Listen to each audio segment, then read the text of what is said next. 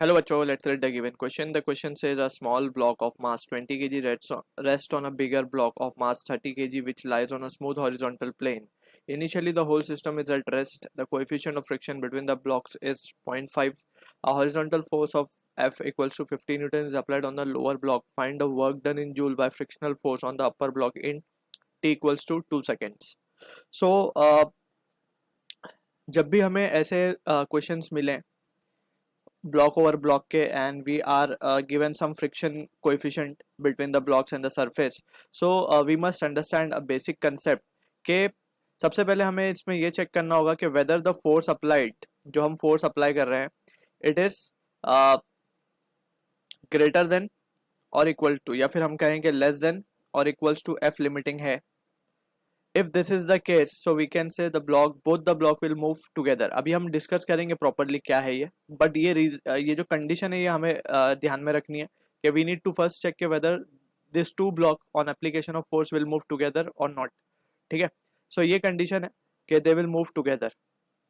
तो that is the thing we need to remember. अगर F limiting की value जो अप्लाइड फोर्स है उससे ज़्यादा होती है या फिर इक्वल होती है एटलीस्ट, तो in that scenario both the block will move together. और अगर एफ लिमिटिंग कम हो जाती है एफ से, सो इन दैट सिनेरियो नीचे वाला ब्लॉक आगे चला जाएगा और ऊपर वाला ब्लॉक विल वहीं पे रह जाएगा. ठीक है, तो आप समझते हैं एफ लिमिटिंग कहाँ की हम बात कर रहे हैं. सो हम दोनों ही बॉडीज पे फ्री बॉडी डायग्राम बनाते हैं दोनों बॉडी का, and we will try to analyze the situation.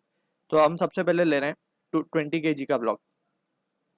अब 20 kg के ब्लॉक पे सिंस वी ऑल्सो नो कि जब फ्रिक्शन जो है वो रिलेटिव मोशन को अपोज करती है, right.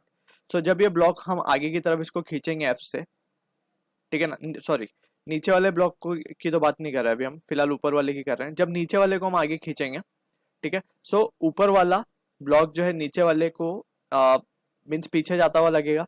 So in that scenario नीचे वाला ब्लॉक ऊपर वाले ब्लॉक के ऊपर एक फोर्स लगाएगा जिसे हम कहते हैं friction force, right. Small F से डिनोट कर लेते हैं इसको.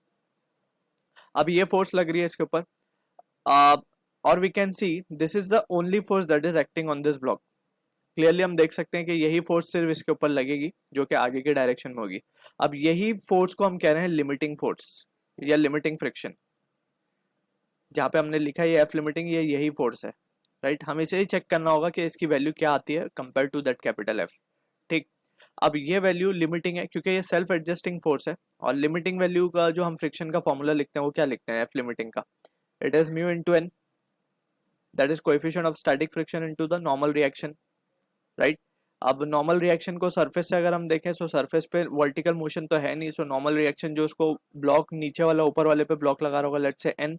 सो हम मान लेते हैं कि इन दैट सिचुएशन, और ये हो जाएगा हमारा, लेट्स से अगर हम मान ले ये मास m है तो ये हो जाएगा mg. Just for the sake of understanding अभी हम जस्ट एक कंसेप्ट समझ रहे हैं, उसके बाद we will answer the question.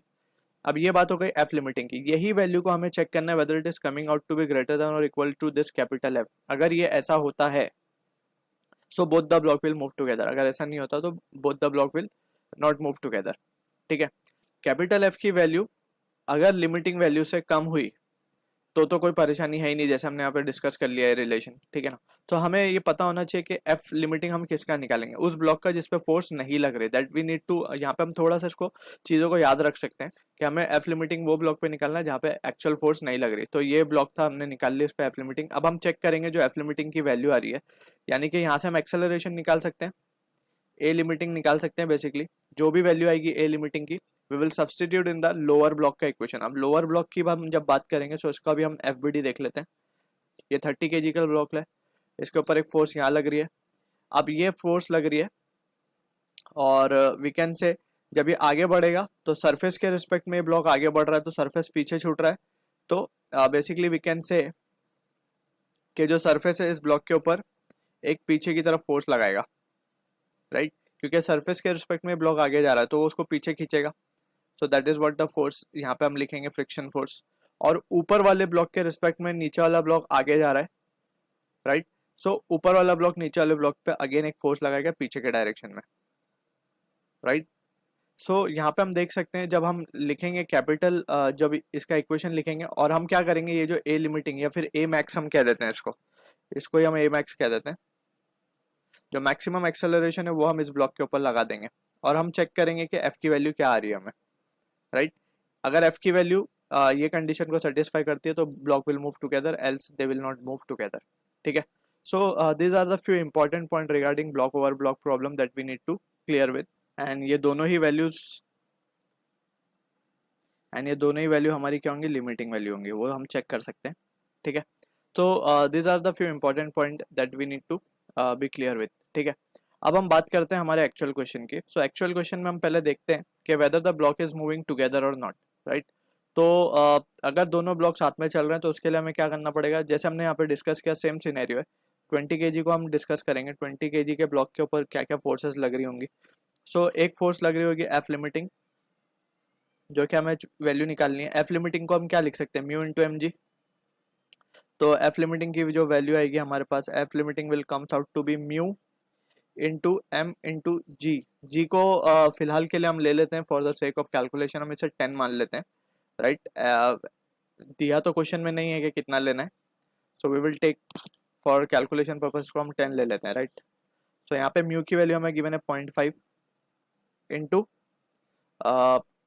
M की वैल्यू हमें 20 गिवन है, जी की वैल्यू हम 10 ले रहे हैं। So this will comes out to be 100 newton, right. F limiting को हम क्लियरली देख सकते हैं कि एफ लिमिटिंग जो वैल्यू आ रही है वो ग्रेटर आ रही है फोर्स अप्लाइड से। तो ये दोनों ब्लॉक साथ में चलने वाले, ये चीज़ हम कंक्लूड कर सकते हैं इस चीज़ को देख के, राइट। अब ये दोनों साथ में चलेंगे तो इनका कॉमन एक्सेलरेशन हो जाएगा। तो वो कॉमन एक्सेलरेशन अब हम निकाल लेते हैं। वो कॉमन एक्सेलरेशन क्या आएगा, common acceleration now can be calculated using therefore F जो लग रहा है, अब ये फोर्स जो लग रही है 15 दो, इसकी वजह से दोनों साथ में चल रहे हैं। So F will be equals to m into a. So a की वैल्यू आ जाएगी एफ बाई एम, यानी कि एम ये टोटल मास होगा, that is m1 plus m2। हम यहाँ टू बी प्रिसाइजली थोड़ा लिख देते हैं यहाँ पे, m1 एंड m2 दोनों की वजह से होगा, यानी कि ये एक्सेलरेशन की वैल्यू हमें आ रही है 1 मीटर पर सेकेंड स्क्वायर, ठीक है। 50 f है और मास m1 plus m2 is 20 plus 30 इसको हम मान लेते हैं m1, इसको हम मान लेते हैं m2। तो 1 मीटर पर सेकेंड स्क्वायर से दोनों ब्लॉक साथ चल रहे होंगे। अब उसके बाद हमें फाइंड करना है work done by frictional force on the upper block. Upper block पे तो एक ही फोर्स है। अब इसकी वजह से हमें वर्क डन एक्चुअली क्या होता है, work done is what, work done is force into the displacement, force into displacement in the direction of force, right. अब यहाँ पे हम क्लियरली देख सकते हैं कि हमें फोर्स पता है, and since it is a case of accelerated motion, सबसे पहले हम s निकाल लेते हैं by using second equation, that is ut plus half at square. अब initially the system was at rest, so ये तो टर्म जीरो हो जाएगा। सो s की क्या वैल्यू आएगी, हाफ इंटू 1 इंटू टी का स्क्वायर मीन्स 2 का स्क्वायर, हमें गिवन है 2 सेकंड पे निकालना है। So this will comes out to be 2 meters. तो फाइनली हम क्या कह सकते हैं, जो हमारे पास आंसर आएगा that will be equals to, therefore work will be equals to, force हमें क्या मिल रहा था, फोर्स हम देख सकते हैं, force it is coming out to be 20 mass है उसका, और एक्सेलरेशन 1 है, तो फोर्स कितना हो जाएगा 20 और इंटू 2 मीटर डिस्प्लेसमेंट है। So from this we can say this will be coming out to be 40 joule. So this is the work done on the upper block by frictional force we are getting. So I hope you understood the solution. All the best.